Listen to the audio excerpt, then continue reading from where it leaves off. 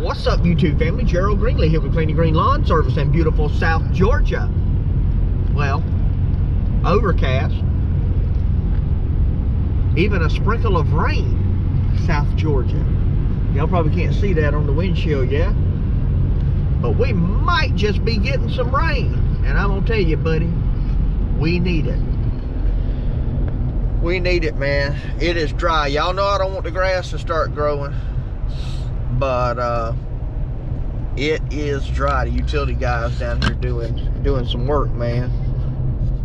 I got me and my buddy there that I bought the land from.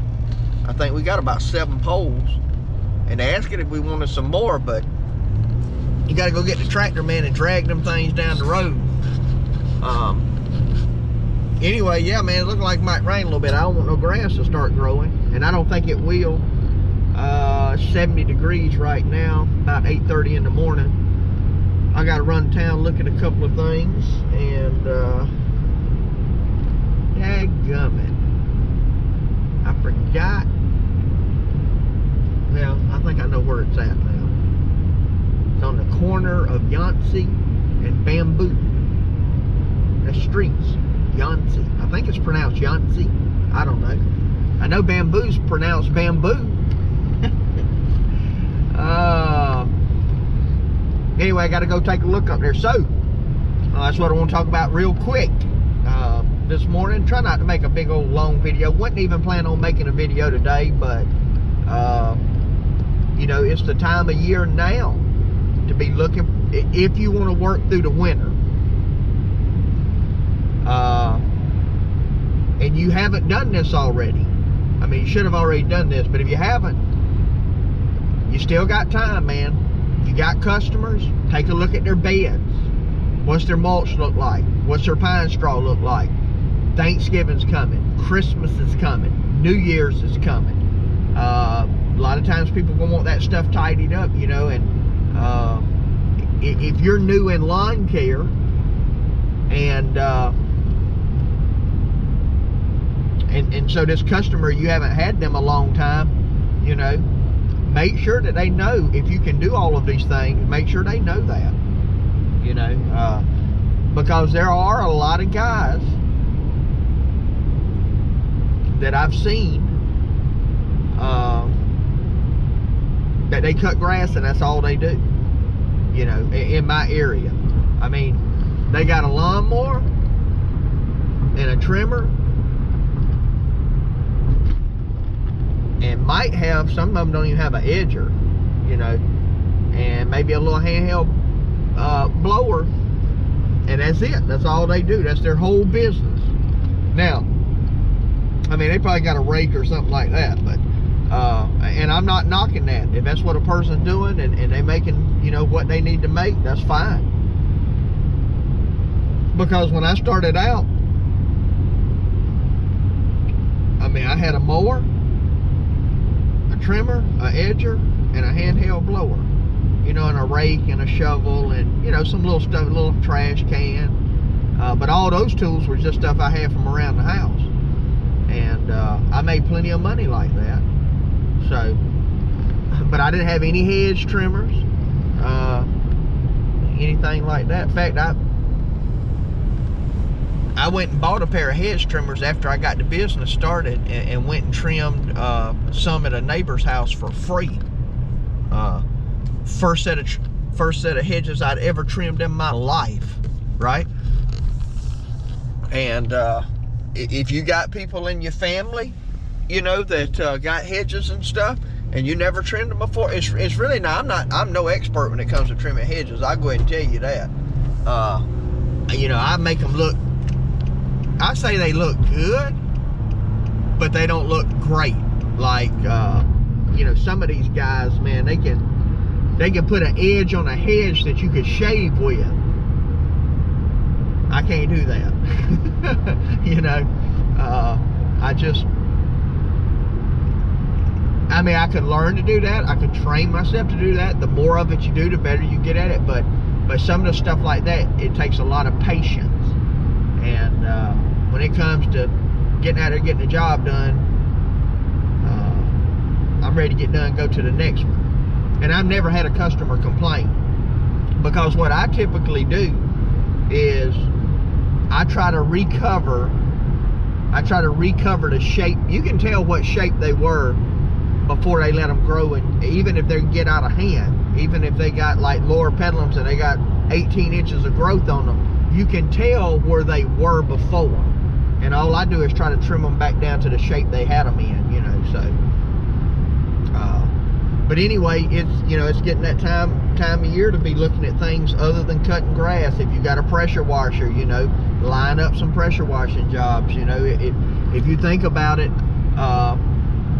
you know, in November, December, January, February, if you get a couple of hedge trimming jobs, let's say, you know, anywhere from 180, I say all of my residentials average from anywhere from probably 180 to 250 just trimming the hedges.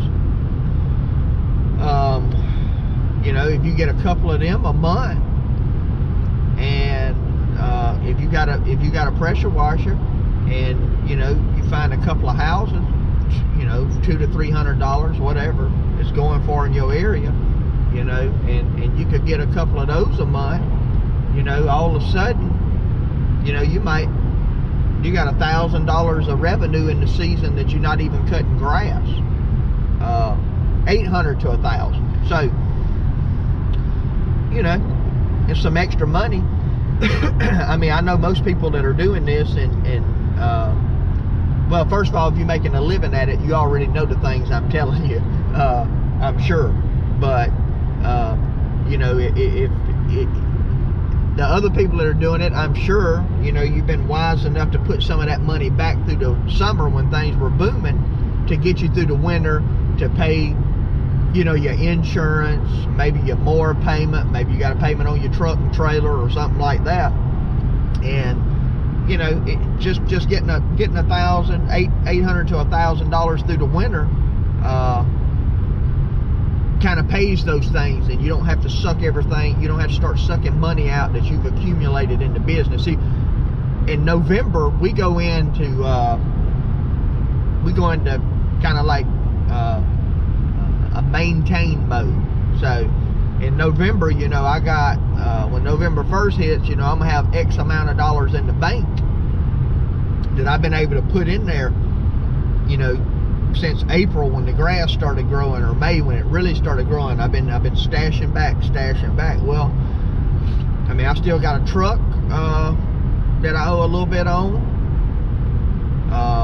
I still got 2 mowers that I make payments on, and I simply have not paid them off because, again, there's 0% interest.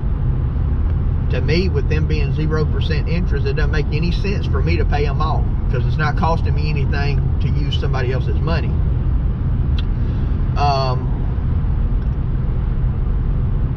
I still got some payroll because, you know,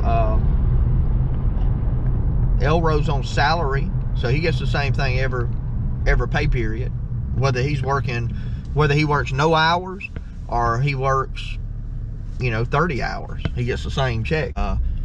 You know, it's nice not to suck up all of the things, you know, to cut into what you made through the summer, but to be able to find enough work through the winter just to supplement what you need for operation costs, or to maintain. Operation cost is probably a better word. Oh boy, these are some big ones. Big ones, man. So this across the front, these azaleas.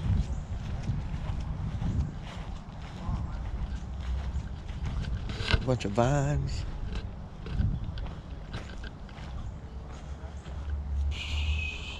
Yeah, see, I'm gonna have to haul this stuff off. There ain't gonna be no place to dump this here. And that's got trees growing in it. Wow.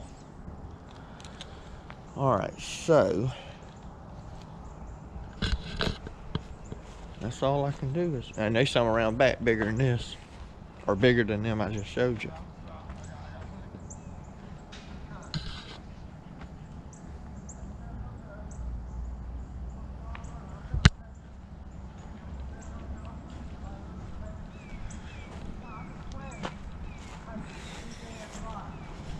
that thing. Look at this over the house, dude. Man. Be a mess to clean out, ain't it? I'll show you these around back. Hold on.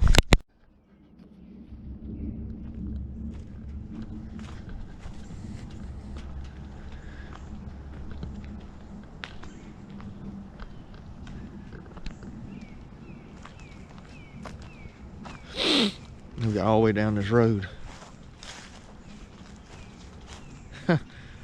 Yeah. All right, I'm gonna snap some pictures of this.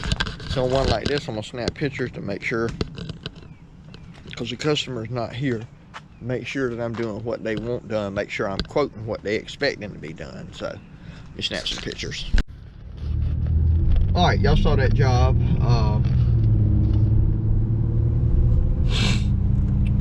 Probably gonna charge them, 8 hours for that job. It ain't gonna take that long, I don't think, but you know, that's a rental. It's a one-time off deal. Certainly not ripping them off, but you know, if you go out and do something like that, man, you know, them big bushes, they not gonna be, you know, you got to do ladder work to get up on them and knock them back down, and they need a good bit taken off of them. So like them big bushes, they probably be, I mean, if I was doing them individually, they'd probably be $30, you know, a piece just to trim them. Something like that, I don't know. 30 to 40, I'd say. And that's all I do with that stuff, man. I look at that and I go, okay, how long is that gonna take me to clip that off and clean that stuff up? You know, put it in bags or put it on trailer, whatever I'm gonna do. Now the dump fee, what I learned about that is, if you look at hedges like that, you say, well, that hedge won't take me but 30 minutes. And so you go around, you got 10 of them. And you say, okay, that's 300 minutes, 60 minutes, that's 5 hours, right? And 5 times whatever my hourly rate's gonna be.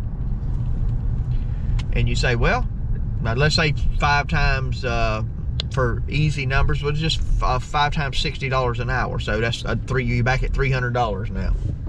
300 minutes, $300 a minute. And you go, oh, that's good. Well, that is good, but what you didn't consider is now you got to load all that stuff up and haul it somewhere, you know. And if I'm gonna take it about, you know, 8 miles, well, not 8, probably 6 miles out that way, and then that's gonna put me further away from my house. I got to pay to dump it.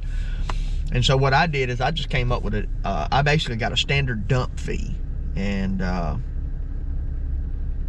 well, it's not a standard fee. So for a job like this, the dump fee is gonna be $100. They're gonna charge me probably about $10 to dump, and the rest of that $90 is gonna cover my time going out there doing that, you know, loading it, unloading it, all that kind of stuff. So, because I don't have a dump trailer, so I do have to unload it by hand. Now, some bigger jobs, you know, the dump fee is, you know, the dump fee, if I'm doing jobs got a bunch of trees and stuff involved, and, you know, if it's going to be, you know, it's like $150. But it's going to cost me a little bit. And when I say trees now, I'm talking about, you know, stuff 3-4 inches. I'm not talking about, you know, cutting down firewood. So those things are going to be a little bit heavier. They're going to charge me a little bit more. It's going to be a little bit more aggravating to take on and off the trailer. I mean, you just got all that kind of stuff going on. So, you know, I charge a little bit more. So, and I make money off the dump. I mean, but there again, if you're going to do it, you got to make money at it. So I'll get them a price done up, and I told her I'd get her one by today. I'll send her one over. Told her I couldn't do it right now, probably next week before I can get to it. You know, we'll just kind of go from there. So anyway, I need to stop in here by the bank real quick and deposit a check, man. Y'all see that? Y'all see that gas needle?